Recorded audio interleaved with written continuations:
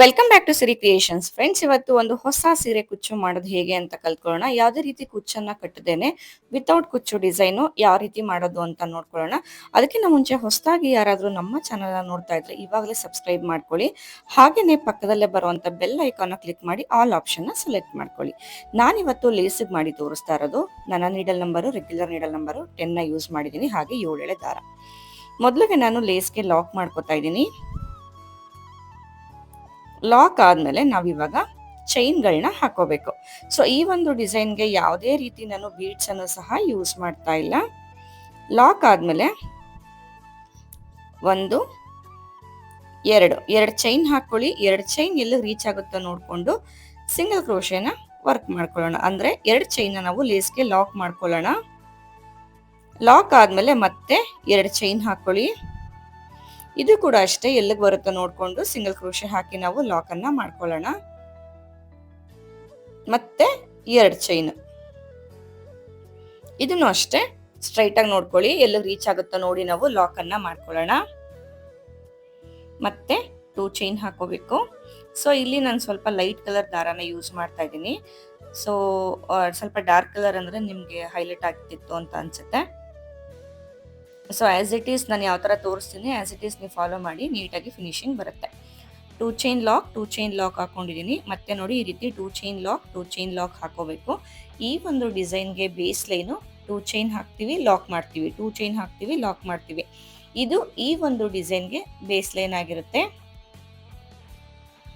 ಇದು ಅಷ್ಟೇ 2 ಚೈನಲ್ಲೇ ನೀವು ಲಾಕ್ ಮಾಡ್ಕೊಳ್ಳಿ. 3 ಚೈನ್ ಹಾಕ್ಬೋದಾ ಅಂತ ನೀವು ಕೇಳ್ಬೋದು. 3 ಚೈನ್ ಎಲ್ಲ ಏನು ಬೇಡ, 2 ಚೈನು ಸಾಕಾಗುತ್ತೆ ಈ ಒಂದು ಡಿಸೈನ್ನ ಮಾಡೋದಕ್ಕೆ. ಸ್ಟ್ರೈಟ್ ಆಗಿ ಇಟ್ಟಿನೇ ಲಾಕ್ ಮಾಡ್ಕೋಬೇಕು, ಇಲ್ಲ ಅಂದ್ರೆ ಒಂದು ಪಾಯಿಂಟ್ ಒಳಗಡೆ ಲಾಕ್ ಮಾಡಿ ಚೆನ್ನಾಗಿ ಬರುತ್ತೆ ಫ್ರೆಂಡ್ಸ್. ಹಾಗೇನೆ ಯಾರಾದ್ರೂ ಸೀರೆ ಕುಚ್ಚು ಕಲಿಯೋ ಇಂಟ್ರೆಸ್ಟ್ ಇತ್ತು ಅಂತ ಅಂದ್ರೆ ಇಲ್ಲಿ ಡಿಸ್ಪ್ಲೇ ಆಗ್ತಾ ಇರೋ ನಂಬರ್ಗೆ ನೀವು ಕಾಂಟ್ಯಾಕ್ಟ್ ಮಾಡಿ. ಜೊತೆಗೆ ಮೆಟೀರಿಯಲ್ಸ್ ಏನನ್ನ ಪರ್ಚೇಸ್ ಮಾಡಬೇಕು ಅಂತ ಅಂದ್ರೆ ಕವಿತಾ ಎಂಟರ್ಪ್ರೈಸಸ್ ಅವರ ಶಾಪ್ ಡೀಟೇಲ್ಸು ಹಾಗೆ ಅವರ ವೆಬ್ಸೈಟ್ ಡೀಟೇಲ್ಸ್, ಕಾಂಟ್ಯಾಕ್ಟ್ ನಂಬರು ಎಲ್ಲ ಕೂಡ ನಾನು ಡಿಸ್ಕ್ರಿಪ್ಷನ್ ಬಾಕ್ಸ್ ಅಲ್ಲಿ ಕೊಟ್ಟಿರ್ತೀನಿ. ಒಂದ್ಸತಿ ನೀವು ಚೆಕ್ ಮಾಡ್ಬೋದು. ನಾನು ಅವಾಗಲೇ ಹೇಳ್ದಂಗೆ 2 ಚೈನ್ ಲಾಕ್ ಇವತ್ತಿನ ಈ ಒಂದು ಡಿಸೈನ್ಗೆ ಬೇಸ್ ಲೈನ್ ಆಗುತ್ತೆ. 2 ಚೈನ್ಗಳನ್ನ ಹಾಕಿ ನಾವು ಲಾಕ್ ಮಾಡ್ಕೋಬೇಕಾದ್ರೆ ಲಾಕ್ಗಳನ್ನ ಸ್ವಲ್ಪ ಲೂಸ್ ಆಗೇನೆ ಲಾಕ್ ಮಾಡ್ಕೊಳ್ಳಿ. ತೀರಾ ಟೈಟ್ ಆಗಿ ಲಾಕ್ಗಳನ್ನ ಮಾಡ್ಕೊಳ್ಳೋದಕ್ಕೆ ಹೋಗ್ಬೇಡಿ. ಈ ತರ ಬೇಸ್ ಲೈನ್ ನಾವು ವರ್ಕ್ ಮಾಡ್ಬೇಕಾದ್ರೆ ತೀರಾ ಟೈಟ್ ಆಗಿ ಲಾಕ್ಗಳಾಯ್ತು ಅಂದ್ರೆ ಸೀರೆ ಸುಕ್ ಬರೋ ಚಾನ್ಸಸ್ ತುಂಬಾ ಇರುತ್ತೆ. ನೋಡಿ ನಾನು ಸ್ವಲ್ಪನೇ ಲೇಸ್ಗೆ ಮಾಡ್ತಿರೋದ್ರಿಂದ ಇಷ್ಟುದ್ದ ನಾನು ಮಾಡ್ಕೊಂಡಿದ್ದೀನಿ 2 ಚೈನ್ ಹಾಕಿ ಲಾಕ್ಸ್ಗಳನ್ನ. ಮತ್ತೆ ಇವಾಗ ಫಸ್ಟ್ ಎಲ್ಲಿಗೆ ಲಾಕ್ ಮಾಡಿರ್ತೀವಿ ಅಲ್ವಾ ನಾವು ಡಿಸೈನ್ ನ ಸ್ಟಾರ್ಟ್ ಮಾಡ್ಬೇಕಾದ್ರೆ, ಅದೇ ಪಾಯಿಂಟ್ಗೆ ನಾನು ಲಾಕ್ ಅನ್ನ ಮಾಡ್ಕೋತಾ ಇದ್ದೀನಿ. ಲಾಕ್ ಮಾಡಿ ಆದ್ಮೇಲೆ ಫಸ್ಟ್ 2 ಚೈನ್ ಗ್ಯಾಪ್ ಏನಿದೆ ಅಲ್ವಾ ಅದ್ರ ಒಳಗಡೆಗೆ ಒಂದು ಲಾಕ್ ಅನ್ನ ಮಾಡ್ಕೋತೀನಿ. ಇವಾಗ ನಾನು 2 ಚೈನ್ ಹಾಕ್ತೀನಿ. ಮತ್ತೆ 2 ಚೈನ್ ಹಾಕಿ ನೆಕ್ಸ್ಟ್ 2 ಚೈನ್ ನ ಗ್ಯಾಪ್ ನೋಡಿ, ಈ ಗ್ಯಾಪ್ ನ ಒಳಗಡೆಗೆ ಲಾಕ್ ಮಾಡ್ಕೋಬೇಕು. ಮತ್ತೆ 2 ಚೈನ್ ಹಾಕೊಳ್ಳಿ.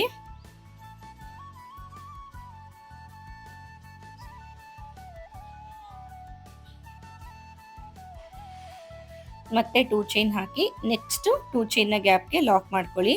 ಸಾರಿ, ಸ್ವಲ್ಪ ಡಿಸ್ಟರ್ಬ್ ಆಯಿತು, ಯಾಕಂದ್ರೆ ಆನ್ಲೈನ್ ಕ್ಲಾಸ್ನ ತಗೋತಾನೆ ನಾನು ವಿಡಿಯೋ ಶೂಟ್ ಮಾಡಿದ್ದು. ಸೊ ಇದು ಒಂದು ಅರ್ಜೆಂಟ್ ಅಂತ ಹೇಳಿದ್ದಕ್ಕೆ, ಸೊ ಹಾಗಾಗಿ ಸ್ವಲ್ಪ ಡಿಸ್ಟರ್ಬೆನ್ಸ್ ಆಗಿದೆ, ಸಾರಿ. ಮತ್ತೆ 2 ಚೈನ್ ಹಾಕೊಳ್ಳಿ. ನೆಕ್ಸ್ಟ್ 2 ಚೈನ್ ನ ಗ್ಯಾಪ್ಗೆ ಲಾಕ್ ಮಾಡ್ಕೊಳ್ಳಿ. ಮತ್ತೆ 2 ಚೈನ್ ಹಾಕೊಳ್ಳೋಣ. ಇದು ಅಷ್ಟೇ, ನೆಕ್ಸ್ಟ್ 2 ಚೈನ್ ನ ಗ್ಯಾಪ್ಗೆ ಲಾಕ್ ಮಾಡಬೇಕು. ಲಾಕ್ನ ಮೇಲೆ ಯಾವುದೇ ಕಾರಣಕ್ಕೂ ಲಾಕ್ ಅನ್ನ ಮಾಡಬಾರ್ದು. ಕೌಂಟ್ ಮಾಡ್ಕೊಳ್ಳಿ ಎಷ್ಟು ಸತಿ ಆಗಿದೆ ಅಂತ. ನಾನಿಲ್ಲಿ 4 ಸತಿ ಹಾಕೊಂಡಿದ್ದೀನಿ 2 ಚೈನ್ ಲಾಕ್. ಮತ್ತೆ ಇವಾಗ ಸೂಜಿ ಮೇಲೆ 2 ಸತಿ ದಾರ ತಗೋತೀವಿ. ನೆಕ್ಸ್ಟ್ 2 ಚೈನ್ ನ ಗ್ಯಾಪ್ಗೆ ನಾನು ತ್ರಿಬಲ್ ಕ್ರೋಶೆನ ವರ್ಕ್ ಮಾಡ್ಕೋತೀನಿ. ಸ್ವಲ್ಪ ಹತ್ರದಿಂದಾನೇ ತೋರಿಸ್ತಾ ಇದ್ದೀನಿ. ತ್ರಿಬಲ್ ಕ್ರೋಶೆ ವರ್ಕ್ ಮಾಡಿದ್ಮೇಲೆ ಇವಾಗ ಏನು ಗ್ಯಾಪ್ ಕಾಣಿಸುತ್ತೆ ಅಲ್ವಾ ನೋಡಿ, ಈ ಗ್ಯಾಪ್ ಒಳಗಡೆಗೆ ಒಂದು ಲಾಕ್ ಅನ್ನ ಮಾಡ್ಕೋಬೇಕು. ಅಂದ್ರೆ ಒಂದು ಸಿಂಗಲ್ ಕ್ರೋಶೆ ಹಾಕೊಳ್ಳಿ. ಸಿಂಗಲ್ ಕ್ರೋಶೆ ಆದ್ಮೇಲೆ 1 2 3 ಚೈನ್ ಹಾಕೊಂಡು 3 ಚೈನ್ ಹಾಕಿ ಆದ್ಮೇಲೆ ನಾವಿವಾಗ ಮತ್ತೆ ನೆಕ್ಸ್ಟ್ ಸ್ಟಿಚ್ ನ ಮಾಡೋದಕ್ಕೆ ಸೂಜಿ ಮೇಲೆ 1 ಸತಿ ದಾರ ತಗೊಂಡು ನೋಡಿ, ಇಲ್ಲಿ ತ್ರಿಬಲ್ ಕ್ರೋಶೆ ಗ್ಯಾಪ್ಗೆ ಒಂದು ಲಾಕ್ ಮಾಡಿದ್ವಿ ಅಲ್ವಾ, ಅದೇ ಗ್ಯಾಪ್ಗೆನೆ ಡಬಲ್ ಕ್ರೋಶೆನ ವರ್ಕ್ ಮಾಡ್ಕೋಬೇಕು. 3 ಚೈನ್ ಹಾಕಿ ಒಂದು ಡಬಲ್ ಕ್ರೋಶೆ, ಬೇಕಂದ್ರೆ ತ್ರಿಬಲ್ ಕ್ರೋಶೆ ಕೂಡ ನೀವು ಮಾಡ್ಕೋಬಹುದು. ಇವಾಗ ಮತ್ತೆ 2 ಚೈನ್ ಹಾಕೊಳ್ಳಿ. 2 ಚೈನ್ ಹಾಕೊಂಡು ಸೂಜಿ ಮೇಲೆ ಒಂದ್ಸತಿ ದಾರ ತಗೋತೀವಿ. ಸೊ ಡಬಲ್ ಕ್ರೋಶೆ ಸ್ಟಿಚ್ ನ ಮಾಡೋದಕ್ಕೆ ಒಂದ್ಸತಿ ದಾರ ತಗೊಳ್ಳೋದು. ನೋಡಿ ಇಲ್ಲಿ ನಾವೇನ್ ಡಬಲ್ ಕ್ರೋಶೆ ಮತ್ತೆ 3 ಚೈನ್ಗೂ ಎರಡಕ್ಕೂ ಮಧ್ಯ ಈ ರೀತಿ ಗ್ಯಾಪ್ ಇರುತ್ತೆ. ಈ ಗ್ಯಾಪ್ ನ ಒಳಗಡೆಗೆ ಡಬಲ್ ಕ್ರೋಶೆನ ವರ್ಕ್ ಮಾಡ್ಕೋಬೇಕು. ಮತ್ತೆ ಸೂಜಿ ಮೇಲೆ ದಾರ ತಗೊಳ್ಳಿ, ಸೇಮ್ ಗ್ಯಾಪ್ ಒಳಗಡೆಗೆನೆ ಡಬಲ್ ಕ್ರೋಶೆನ ವರ್ಕ್ ಮಾಡ್ಕೋಬೇಕು.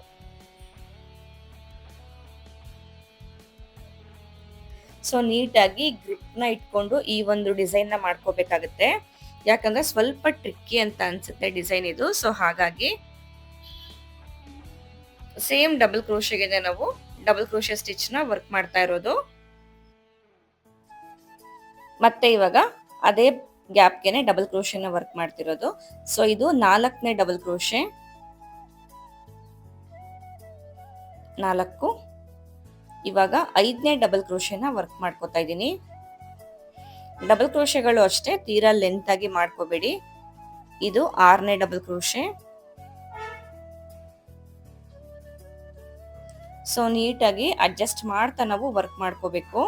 ಇದು 7ನೇ ಡಬಲ್ ಕ್ರೋಶೆನ ವರ್ಕ್ ಮಾಡ್ಕೋತಾ ಇದ್ದೀನಿ. 8,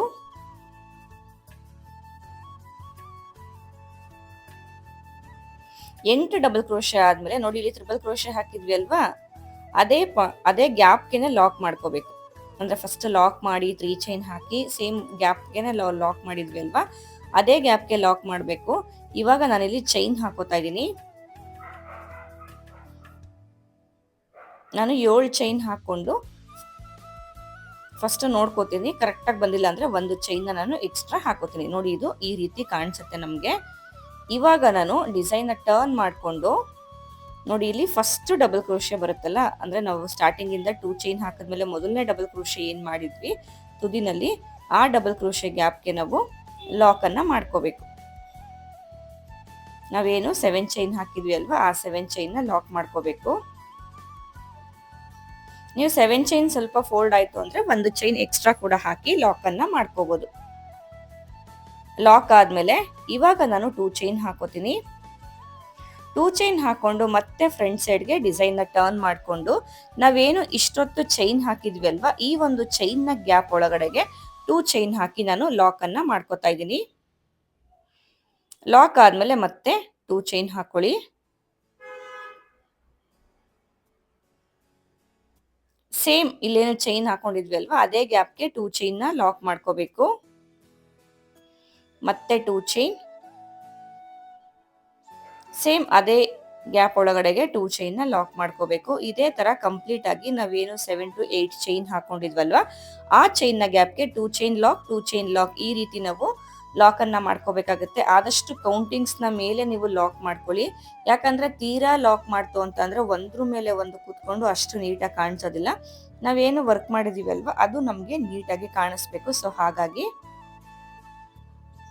ನಾನಿಲ್ಲಿ 7 to 8 ಟೈಮ್ಸ್ ಈ ರೀತಿ ಲಾಕ್ ಗಳನ್ನ ಮಾಡ್ಕೋತೀನಿ. 2 ಚೈನ್ ಹಾಕಿ ಲಾಕ್ ಮಾಡೋದು ಅಂದ್ರೆ 7 ಸತಿ ನಾನು 2 chain hockey lock, 2 chain hockey lock, 7 to 8 times. ಅದಕ್ಕಿಂತ ಜಾಸ್ತಿ ಮಾಡ್ಕೋಬೇಡಿ.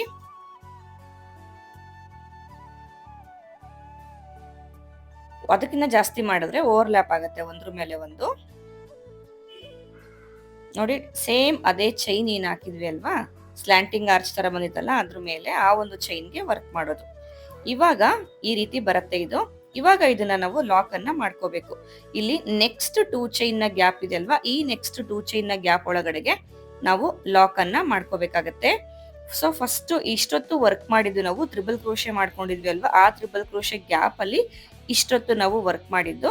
ಸೊ ಫೈನಲ್ ವರ್ಕ್ ಬಂದು ನೆಕ್ಸ್ಟ್ ಇಲ್ಲೇನು 2 ಚೈನ್ ನ ಗ್ಯಾಪ್ ಇದೆ ಅಲ್ವಾ, ಈ 2 ಚೈನ್ ನ ಗ್ಯಾಪ್ಗೆ ನಾವು ಲಾಕ್ ಅನ್ನ ಮಾಡ್ಕೋತೀವಿ. ನೋಡಿ ನೆಕ್ಸ್ಟ್ 2 ಚೈನ್ ನ ಗ್ಯಾಪ್ಗೆ ಲಾಕ್ ಮಾಡೋದು. ಇಲ್ಲಿ ಲಾಕ್ ಗಳನ್ನ ಮಾಡೋದು, ವರ್ಕ್ ಗಳನ್ನ ಮಾಡೋದು ಎಲ್ಲ ಒಂದೇ ಕಡೆ ನೀಟಾಗಿ ಕರೆಕ್ಟ್ ಆಗಿ ನೋಡ್ಕೊಳ್ಳಿ. ನೋಡಿ ಕಂಪ್ಲೀಟ್ ಆದ್ಮೇಲೆ ಡಿಸೈನು ಈ ರೀತಿ ಬರುತ್ತೆ. ಮತ್ತೆ 2 ಚೈನ್ ಹಾಕೊಳ್ಳಿ. ನೆಕ್ಸ್ಟ್ 2 ಚೈನ್ ನ ಗ್ಯಾಪ್ ಒಳಗಡೆಗೆ ಲಾಕ್ ಮಾಡ್ಕೊಳ್ಳಿ. ಮತ್ತೆ 2 ಚೈನ್, ನೆಕ್ಸ್ಟ್ 2 ಚೈನ್ ನ ಗ್ಯಾಪ್ಗೆ ಲಾಕ್ ಮಾಡ್ಕೋಬೇಕು. ಮತ್ತೆ 2 ಚೈನ್ ಹಾಕೊಳ್ಳಿ. ನೆಕ್ಸ್ಟ್ 2 ಚೈನ್ ನ ಗ್ಯಾಪ್ ಒಳಗಡೆಗೆ ಲಾಕ್ ಅನ್ನ ಮಾಡ್ಕೋಬೇಕು. ಮತ್ತೆ 2 ಚೈನ್, ನೆಕ್ಸ್ಟ್ 2 ಚೈನ್ ನ ಗ್ಯಾಪ್ ಒಳಗಡೆಗೆ ಲಾಕ್ ಮಾಡ್ಕೋಬೇಕು. ಕೌಂಟ್ ಮಾಡ್ಕೊಳ್ಳಿ ಇದು ಡಿಸೈನ್ ಆದ್ಮೇಲೆ ಎಷ್ಟು ಸತಿ ನಾವು ಲಾಕ್ ಮಾಡ್ಕೋತೀವಿ ಅಂತ ಅನ್ನೋದನ್ನ, ಯಾಕಂದ್ರೆ ಕೌಂಟಿಂಗು ತುಂಬಾನೇ ಇಂಪಾರ್ಟೆಂಟ್ ಆಗುತ್ತೆ. ನಾನು ನೆಕ್ಸ್ಟ್ ಯಾಕೆ ಅಂತ ಹೇಳ್ತೀನಿ. ಮತ್ತೆ 2 ಚೈನ್ ಹಾಕೊಂಡು ನೆಕ್ಸ್ಟ್ 2 ಚೈನ್ ನ ಗ್ಯಾಪ್ಗೆ ಲಾಕ್ ಮಾಡ್ಕೋಬೇಕು. ಗಮನ ಇಟ್ಕೊಳ್ಳಿ, ಲಾಕ್ ನ ಮೇಲೆ ಯಾವುದೇ ಕಾರಣಕ್ಕೂ ನಾವು ಲಾಕ್ಸ್ ಗಳನ್ನ ಮಾಡ್ತಾ ಇಲ್ಲ, ಗ್ಯಾಪ್ ಒಳಗಡೆನೆ ನಾವು ಲಾಕ್ ಗಳನ್ನ ಮಾಡ್ತಿರೋದು. ಮತ್ತೆ 2 ಚೈನ್ ಹಾಕಿ ನೆಕ್ಸ್ಟ್ 2 ಚೈನ್ ನ ಗ್ಯಾಪ್ಗೆ ಲಾಕ್, ಮತ್ತೆ 2 ಚೈನ್ ಹಾಕೊಳ್ಳಿ, ನೆಕ್ಸ್ಟ್ 2 ಚೈನ್ ನ ಗ್ಯಾಪ್ಗೆ ಲಾಕ್ ಅನ್ನ ಮಾಡ್ಕೋಬೇಕು. ಟೋಟಲ್ ಆಗಿ ಇದೇ ತರ ಒಂದು ಡಿಸೈನ್ ಕಂಪ್ಲೀಟ್ ಆದ್ಮೇಲೆ 2 ಚೈನ್ ಲಾಕ್ ಅನ್ನೋದು 7 ಟೈಮ್ಸ್ ನಾವು ವರ್ಕ್ ಅನ್ನ ಮಾಡ್ಕೋಬೇಕಾಗತ್ತೆ. ಮತ್ತೆ ಇವಾಗ ಸೂಜಿ ಮೇಲೆ 2 ಸತಿ ದಾರ ತಗೊಂಡು ನೆಕ್ಸ್ಟ್ 2 ಚೈನ್ ನ ಗ್ಯಾಪ್ಗೆ ತ್ರಿಬಲ್ ಕ್ರೋಶೆನ ವರ್ಕ್ ಮಾಡ್ಕೋಬೇಕು. ಅಂದ್ರೆ 2 ಚೈನ್ 7 ಟೈಮ್ಸ್ ಆದ್ಮೇಲೆ ವರ್ಕ್ ಮಾಡ್ಕೋಬೇಕು. ನೋಡಿ, ತ್ರಿಬಲ್ ಕ್ರೋಶೆ ಆಯ್ತಲ್ವಾ. ಇವಾಗ ಅದೇ ತ್ರಿಬಲ್ ಕ್ರೋಶೆ ಗ್ಯಾಪ್ ಒಳಗಡೆಗೆ ಒಂದು ಲಾಕ್ ಅನ್ನ ಮಾಡ್ಕೋತೀನಿ. ನೋಡಿ, ಈ ಗ್ಯಾಪ್ಗೆ ಲಾಕ್ ಮಾಡ್ಕೋಬೇಕು.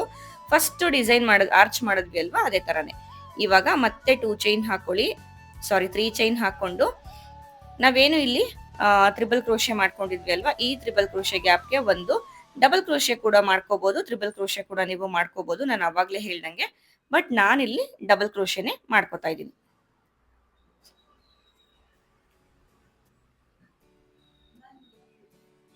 ಡಬಲ್ ಕ್ರೋಶೆ ಆದ್ಮೇಲೆ 2 ಚೈನ್ ಹಾಕೊಳ್ಳಿ.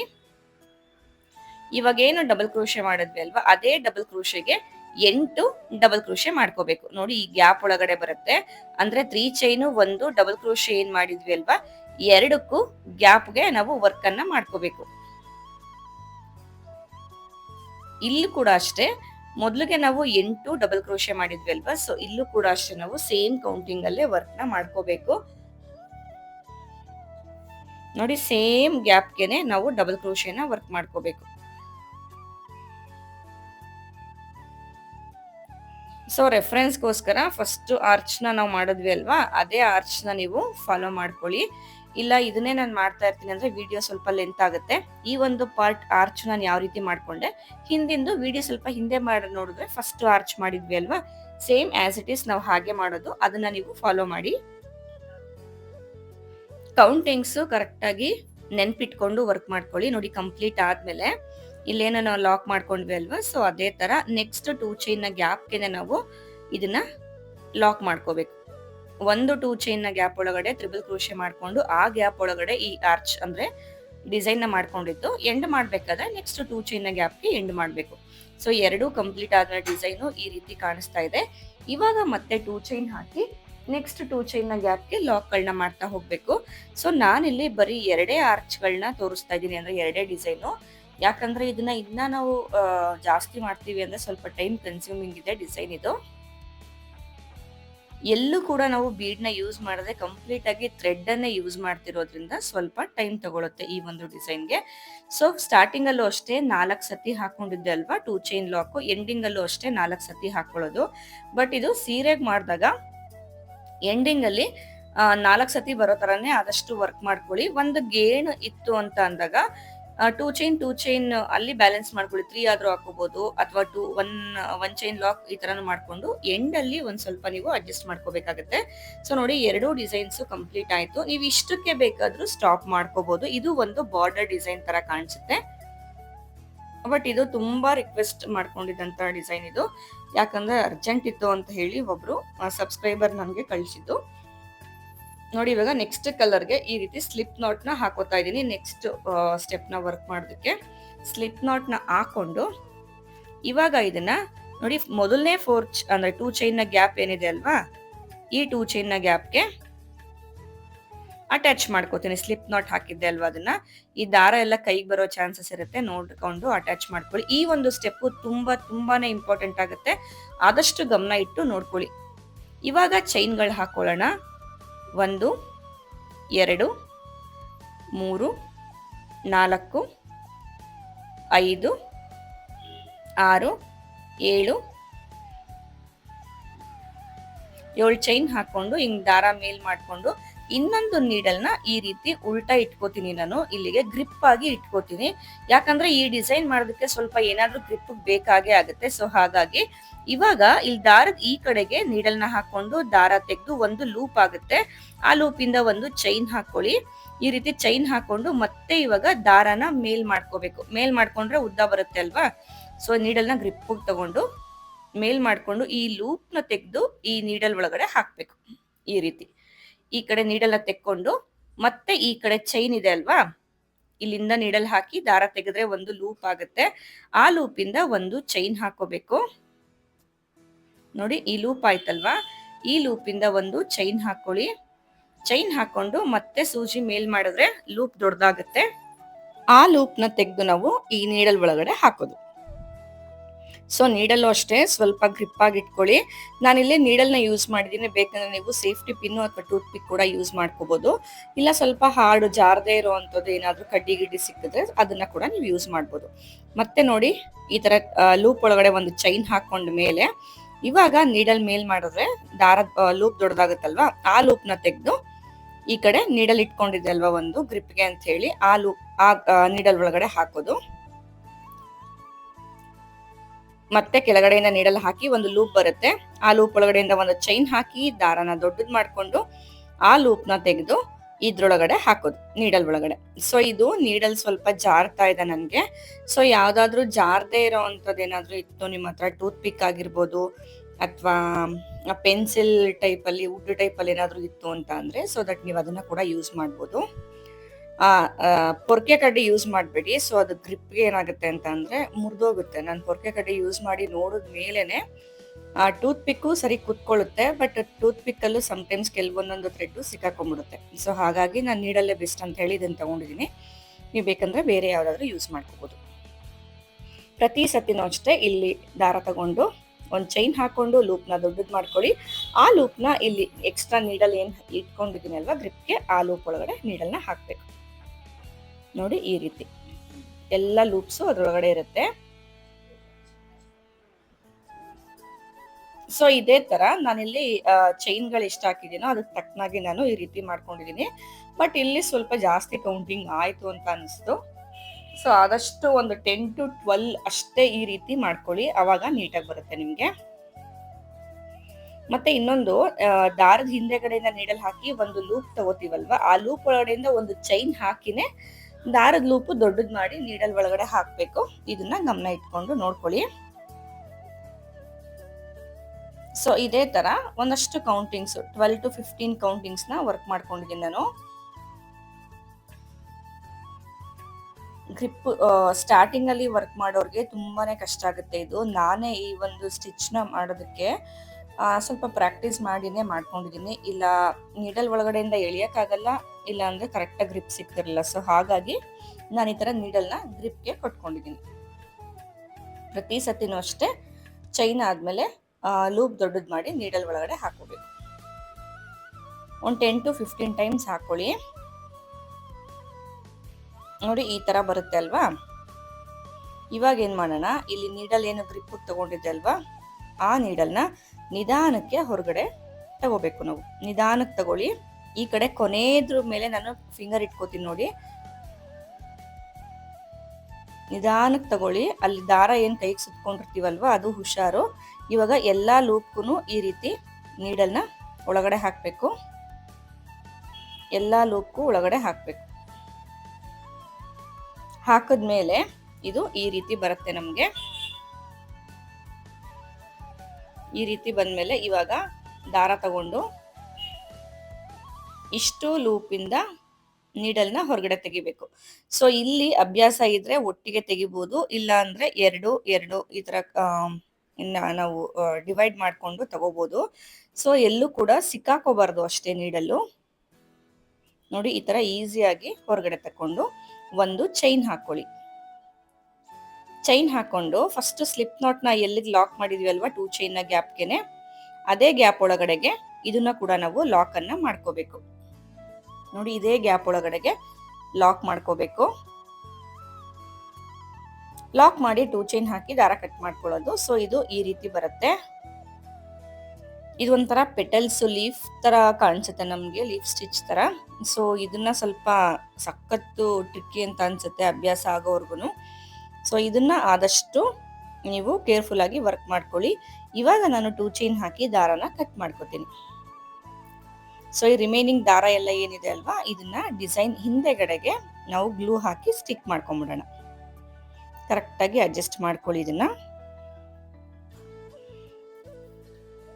ಇದನ್ನ ಈ ತರ ಹಿಂದಕ್ಕೆ ಈ ದಾರನ ಗ್ಲೂ ಹಾಕಿ ಸ್ಟಿಕ್ ಮಾಡ್ಕೊಳ್ಳೋಣ. ಸೊ ಇದು ಈ ತರ ಬರುತ್ತೆ. ಕುಚ್ಚು ಜಾಗದಲ್ಲಿ ಈ ತರ ನಾವು ಒಂದು ಎಕ್ಸ್ಟ್ರಾ ಡಿಸೈನ್ ತರ ಮಾಡ್ಕೋಬಹುದು. ನೋಡಿ ಹತ್ರದಿಂದ ತೋರಿಸ್ತಾ ಇದ್ದೀನಿ. ಇದು ಒಂಥರ ಟ್ರೀ ಶೇಪ್ ಕಾಣಿಸುತ್ತೆ, ಒಂಥರ ಲೀಫ್ ಶೇಪ್ ಅಲ್ಲಿ ಕಾಣಿಸುತ್ತೆ. ಸೊ ಆ ತರ. ಮತ್ತೆ ಇಲ್ಲಿಗೆ ಅಷ್ಟೇ ಮಿಡಲ್ಗೆ ಹಾಕೋಬೇಕು ನಾವು. ಮಿಡಲ್ಗೆ ಅಂತ ಅಂದ್ರೆ 7 ಟೈಮ್ಸ್ ನಾವು 2 ಚೈನ್ ಹಾಕಿ ಲಾಕ್ ಮಾಡಿದ್ವಿ ಅಲ್ವಾ, ಆ ಕಡೆ 3 ಈ ಕಡೆ 3 ಬಿಟ್ಟು 4ನೇದಕ್ಕೆ ಲಾಕ್ ಮಾಡ್ಕೋಬೇಕು. ನೋಡಿ ಹತ್ರದಿಂದ ತೋರಿಸ್ತಾ ಇದ್ದೀನಿ. ಇದು ಈ ತರ ಬರುತ್ತೆ ಸ್ಟಿಚ್ಚು. ಸ್ವಲ್ಪ ಬ್ಯಾಲೆನ್ಸ್ ಮಾಡೋದು ಕಷ್ಟ ಇದೆ, ಆದಷ್ಟು ಕೇರ್ಫುಲ್ ಆಗಿ ವರ್ಕ್ ಮಾಡ್ಕೊಳ್ಳಿ. ಸೊ ಇಲ್ಲೂ ಅಷ್ಟೇ 3ನ ಸ್ಕಿಪ್ ಮಾಡಿ 4ನೇದಕ್ಕೆ ನಾನು ಸ್ಲಿಪ್ ನಾಟ್ನ ಲಾಕ್ ಮಾಡ್ಕೊಂಡು ಚೈನ್ ಹಾಕಿ ನಾನು ವರ್ಕ್ ಮಾಡ್ಕೊತಾ ಇದ್ದೀನಿ. ಸೊ ಫಸ್ಟ್ ಯಾವ ತರ ಮಾಡ್ಕೊಂಡ್ವಿ ಅಲ್ವಾ, ಅದೇ ತರ ವರ್ಕ್ ಅನ್ನ ಮಾಡ್ಕೊಳ್ಳೋದು. ಸೊ ಇಲ್ಲಿ ನೀಡಲ್ನ ಗ್ರಿಪ್ ಇಟ್ಕೊಳ್ಳೋದನ್ನ ಮರಿಬೇಡಿ.